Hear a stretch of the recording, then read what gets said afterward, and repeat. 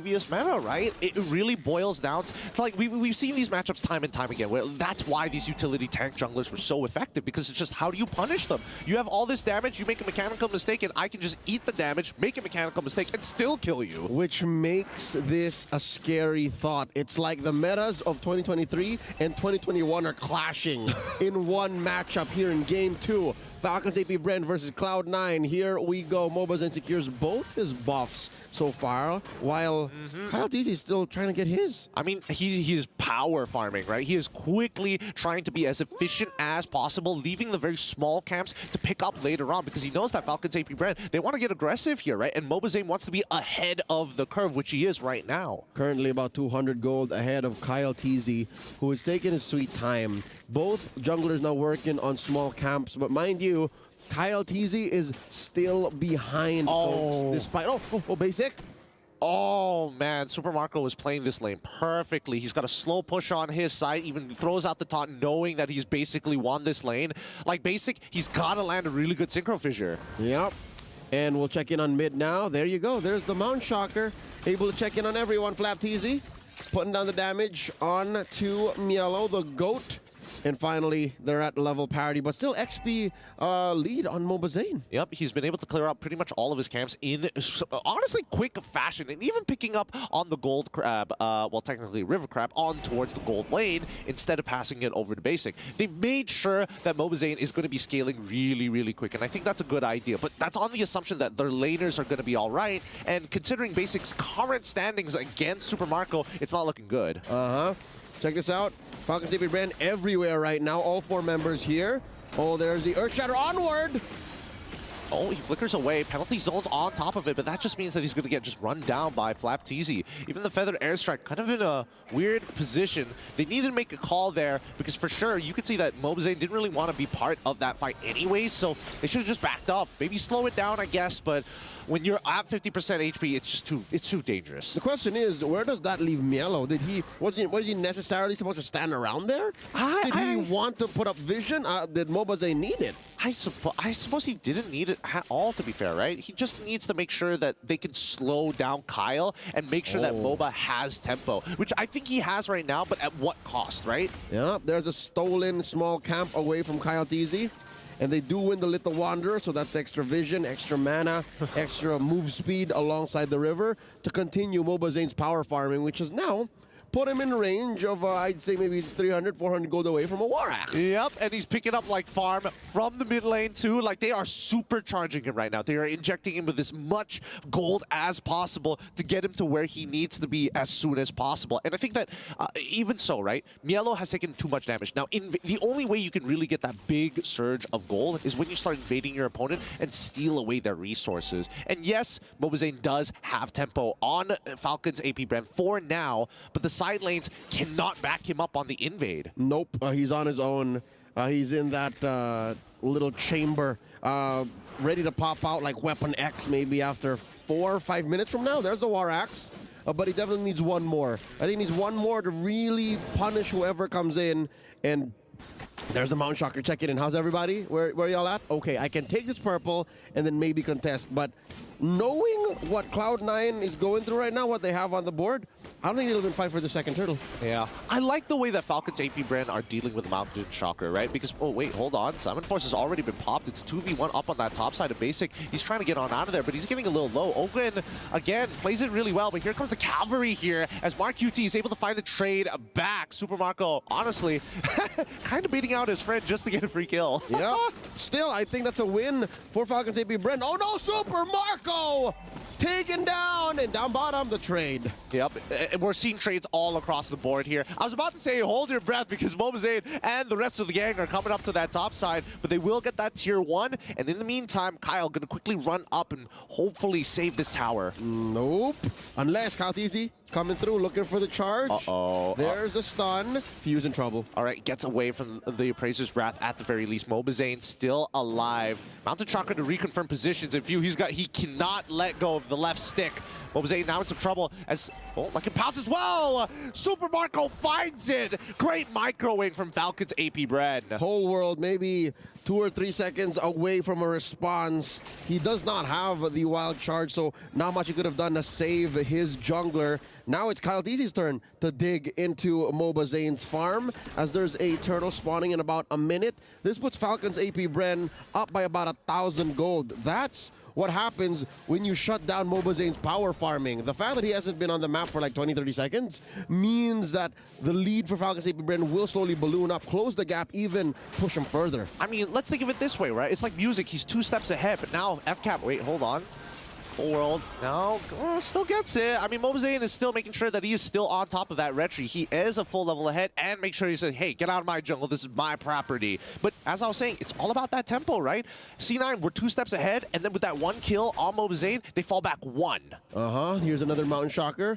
Checking in on positioning. Wild charge! It hits on towards Ogwen's side. Earthshatter doesn't connect as well as Basic leaps past him, but away from the Zaman Force. The key doesn't slow Ogwen down. They do lose that tier 1 regardless, but even so, at the very least, they don't give another kill over. All right, FCAP on the defense up top. Oh, so Marco, interesting, turned into the Lycan. Didn't think he wanted to pounce there, but I also think that Super Marco wasn't expecting that many people to show up. All right, for the first time in this 6.5-minute game, looks like Cloud9 are looking to ready themselves up for a turtle fight. Unless they want to pick off first in mid, Ogwen walks into a bush. Yeah, Kohler's got to get out of there. FLAPTZ has been having the time of his life with Niello, really abusing him there. Oh man, he's getting, as soon as that heat gauge is maxed out, he is getting chunked out. But the real question is who is going to get this turtle. Mobazane doesn't have to contest for this, but then again, there's nothing in his jungle to farm. He could try, but he's walking away, wants to be able to create some distance here as Falcons now going to put their attention towards the top side of the map. Oh no, Mielo's in trouble. Earthshatter. Yep, and even the Praises Wrath coming out. Penalty zone as well. I would say that recalling at this point of time is worse than dying. You just lose so much more, right? Last Insanity gonna come out from FLAPTZ. He's totally fine. They're fine. Forcing out a DPZ from Yellow. At least he didn't have to use his flicker. So a defensive rotation from Cloud9 right now. Whole world gets Ogwen. Oh, okay. I mean, I wasn't expecting that to happen. Cold World committing a lot of his spells onto the Edith, who hasn't gotten out, and better yet, very good from Ogwen's side. Not losing his cool. He just didn't even bother to flicker. Just, oh, Primal Wrath, get out of there, stretch my hands, do some cardio, get back to what we're good at. You mentioned cardio. I think there's a lot of cardio happening right now, meaning a lot of movements with really no violence, right? No payoff. Again, sending him home is the best case scenario. And so far, Falcons APBREN, despite there being more of a basic, forcing out a last Insanity from Flap. Oh, they could have punished there, but luckily Flap preemptively going for the flicker, knowing that he's in range of the Feather Airstrike. Is Kyle looking for an opportunity to punish Basic. The Praises Wrath is good, but Super Marco does not want to dive in just yet. Mark QT holding the nuclear option at bay. Again, cardio. They're just jogging around each other, moving around, playing footsies, forcing out a response from Ogwen. The flicker already spent out. Lord coming up in 30 seconds. To be fair, even if Falcons APBREN are looking at a 2,000 gold lead here, and again, the map looking mighty red. So far, they can make their way towards any objectives that they want without much of a punish from Cloud9. I think this Lord is contestable.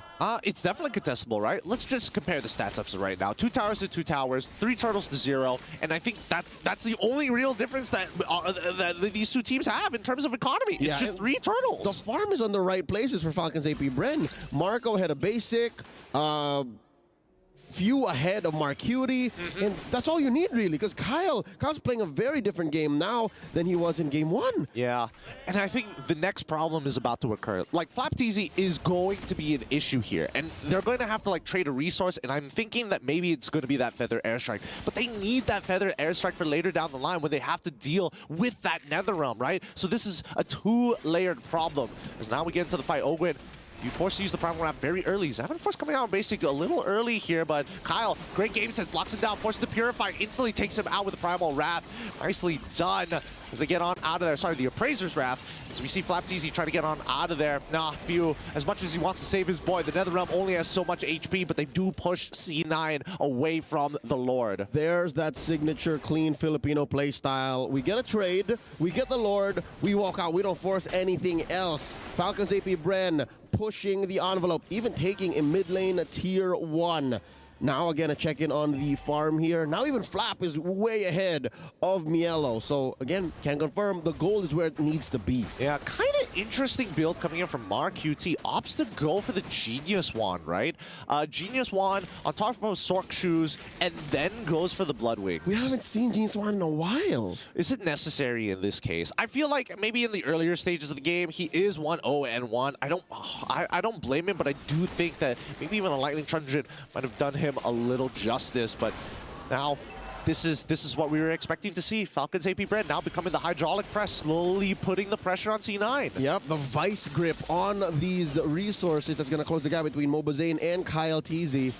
And now checking in. All right, I think Mobazane found out what he already knew anyways. Like, he just saw the rotation from Falcons APBREN, so I think there's a part of him that's using that to clear the waves. So is this Feathered Airstrike. Yep, I mean, it's a good way to do it, right? Keep as many of your structures alive as possible. Do not give Falcons APBREN more control over this map, as the tier 2s are going to get knocked. And I mean, as long as they have a couple still standing, as long as they have their inhibitors, it's not the worst thing in the world, right? It's only 11 minutes into the game. It's not over just yet. With 4K ahead, especially with Cloud9 having a core in the jungle, a true core, who hasn't really died as much. Again, one death on Mobazane isn't the end of the world, but now, the concealed play from Ogwin. Could this be a potential flicker here? The Earth Shatter's already out, but they want to zone them away. Mountain Shocker revealing all their positions, but they're going to use the Feather Airstrike off of cooldown to clear the wave once more. It's the same combo again, the Feathered Shocker between Mark Cutie and Mobazane to clear the waves. And look at this! Cold World from the back! Oh, penalty zone as well onto Ogwin's side, but here comes Kyle, as well as Flap TZ to zone away the back line to isolate their targets as Basic left all by himself, forced to dash back out of the situation. That was a genius move, well orchestrated by the roamer of Cloud9. But again, it just led to, Super Marco coming for the chase! He finds one here. And a fun fact while we're at it, that Yishin Shin was last picked by Sans during MSC 2022 when he was still playing as a jungler. See, it's been that long. It's been that long. MSC 2022 held in Kuala Lumpur, Malaysia, in the Maya Tech Studios. That was a long time ago. Very long time ago. Actually, the debut, Naisu's very first international, as a matter of fact. Kind of funny if you think about it, right? 8 more seconds. Reminisce on that, Joseph. Mr. Rezabek, the building. Now, 3 more seconds until the Lord actually spawns here. And once it's up, I think that C9 really have to make some decisions, because unfortunately, this is going to be empowered, and it's going to have that ramming capability, which is great for taking down inhibitors. If they don't contest this, if Falcons APBREN walk away with this, best believe mid lane tier 2's gone, no. maybe even an inhibitor. Cold looking for an angle. Few Ogwin and Flap coming in, the secure by Kyle TZ, forcing Basic to drop the Z-Force. Yep, and Mielo has to use the penalty zone defensively here as the Mountain Shocker finally comes out. All of this because they saw Mark QT show up on the top side of the map, and Falcons APBREN just blitz the Lord. And here we go, the aforementioned push on that tier 2 in mid. Lord spawning in about 10 seconds from now. I think Falcons APBREN can use this while to take some time. Whoa! The Zaman force backwards, but now the Feather Airstrike looks good. NetherRealm comes out to save the members of Falcons APBREN. Whoa! The emergency eject button as no. Marco! How? Why? And he TPs on him right in front of his doorstep. Just for style. He just pulled the rug, the home rug underneath Basic. To be fair, a sudden team fight like that does not happen without a backup plan from Falcons APBREN. Cloud9, I'm sure, if they saw that the Zaman Force could have been sat on for maybe 2 more seconds, maybe they would have had that kind of response. But for Falcons APBREN, they saw Basic was standing around. I mean, I think Basic was confident he could win that 1v1. He wasn't expecting Super. Have a Purify. He does have a Purify, but in the 1v1 against Super Marco, like, Super Marco isn't going in for no reason. But now, speaking of which, Lord already cracking down on that crystal. Mid inhibitor still alive, and Falcons APBREN just gonna have to back away. Looking for an opportunity to crack another inhibitor would be nice, but looks like C9 is on top of it. Great high ground defense from Cloud9. Pushing out Falcons APBREN from their base. Mobazane spots looking for it. Pops a NetherRealm.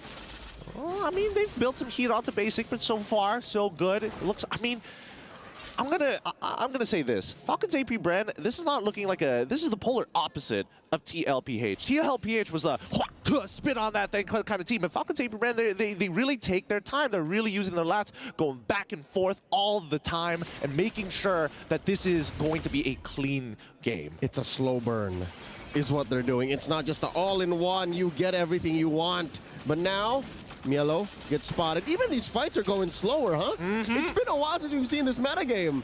Moonton has really done well to change the way we play MLBB. I suppose. I mean, this is very, honestly, the way Falcons APBREN is very reminiscent of what the previous patch used to be. But at this point of time, I have to give it a C9, though. The fact that they're holding out in this manner, there is an opportunity to really turn things around. And we're getting to the final builds. Look at this. Few Idol Nama kids are picking up the Lantern. Again, that's going to hurt against Mielo, going to hurt against Cold World.